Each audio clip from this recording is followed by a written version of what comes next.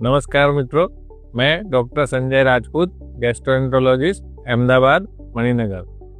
क्या आपको पेट दर्द, उल्टी या पेट फूलना ये आपको कॉमन सिम्टम्स हो रहे हैं? तो इसका मतलब आप एसिड पेप्टिक डिजीज या अल्सर से पीड़ित हैं। अगर आपको पेट में दर्द के साथ उल्टी हो रही है और कभी कभी स्टूल में ब्लैक कलर का ब्लड और साथ में वॉमिटिंग भी बहुत ज़्यादा हो रही है, तो आप तुरंत अपने गैस्ट्रोएंटरोलॉजिस्ट के पास जाइए।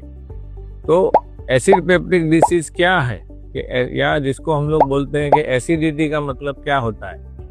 हर नॉर्मल आदमी के पेट में एसिड बनता है और उस आदमी की जो स्टमक की या जठर की जो चमड़ी है वो उस एसिड को बेयर कर लेती है। लेकिन जब उस चमड़ी के ऊपर कोई तरह से हम लोग उसको हानि पहुंचाते हैं, जैसे कि चमड़ी के ऊपर सूजन आ गई, चमड़ी के ऊपर की चमड़ी निकल गई, तो वो अल्सर हो जाता है या गैस्ट्राइटिस या सूजन हो जाती है। तो हमको पता कैसे चलता है कि ये हमको एसिड ज़्यादा बन रहा है या एसिड की वजह से छिल गया है या नॉर्मल एसिड है, वो भी हम लोगों को ज़्यादा फील होता है। तो इसके कारण होते हैं। कारण में सबसे कॉमन कारण जैसे हम जानते हैं कि खाने पीने की वजह से हमारी जो पेट की चमड़ी है, जठर की चमड़ी है, वो बहुत ही सॉफ्ट होती है।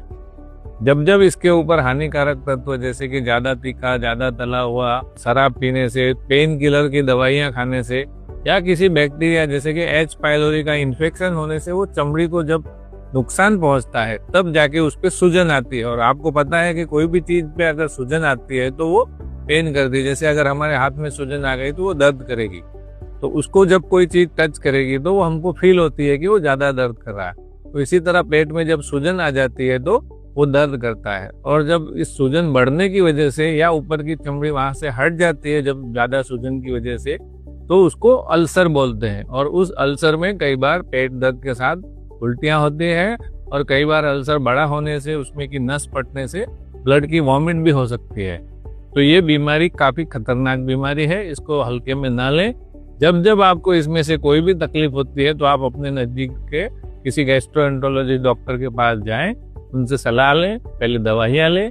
अगर सिम्टम परसिस्ट करते हैं तो उसकी जांच करवाएं, एंडोस्कोपी करवाएं, एच पाइलोरी का टेस्टिंग करवाएं। दवाइयों को अपने एनसेड जो बोलते हैं पेन किलर की दवाइयाँ अवॉइड करें और डॉक्टर की सलाह लेके उसका प्रॉपर ट्रीटमेंट करें, तो आपका अल्सर, एसिड पेप्टिक डिजीज ठीक हो सकता है।